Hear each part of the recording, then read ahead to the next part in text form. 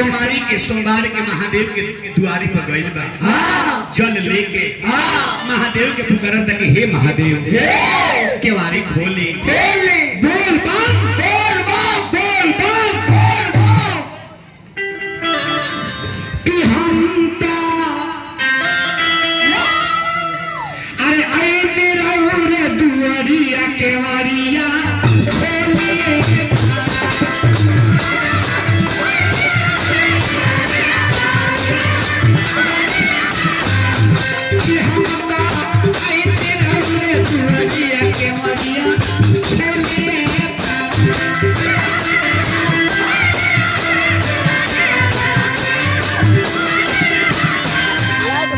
हमने जब शाम का बात करी शाम का मलिकार यानी निर्भय शांत सर्विस निर्भय लीजिए सरिया से हजारों हजार रुपये पुरस्कार महादेव के आशीर्वाद बन रहे समय समय पंचायत राज मिर्जापुर के मुखिया बने माननीय हमारा सुरेंद्र भाई वहाँ की तरफ से हजारों हजार रुपया पुरस्कार मुखिया जी के मुखिया में कोई दुखिया न रहे महादेव के आशीर्वाद बना रहे हम यही कामना करो।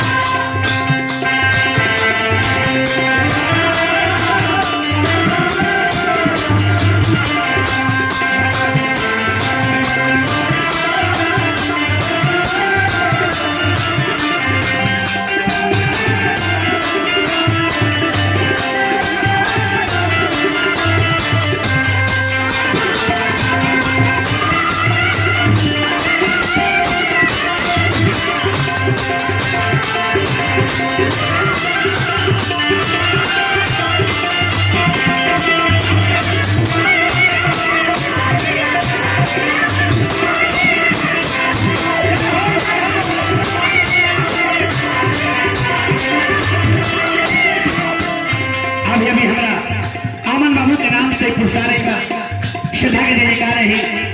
अमन बाबू जहाँ रही बुढ़िया माई का आशीर्वाद बन रहे पान फूल बेल पत्र चढ़ेला नारा लगेला हर हर हो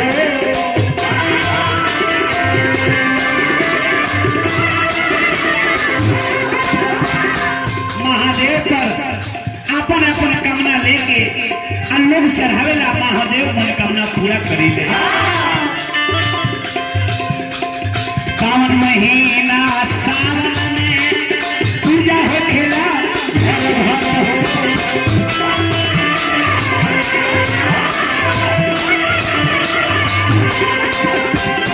पान फूल बेल पत्र चढ़ेला नारा लगेला हर हर हो सावन महीना सावन पूजा हो खेला घर घर बड़ैठा से विकर्मा प्रसाद जी के नाम पर पुरस्कार श्रद्धा के जय जयकार रही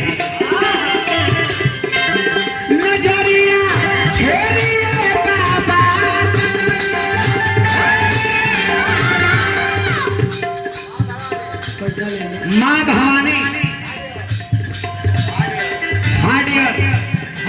हजारों हजार रुपया पुरस्कार श्रद्धा की जय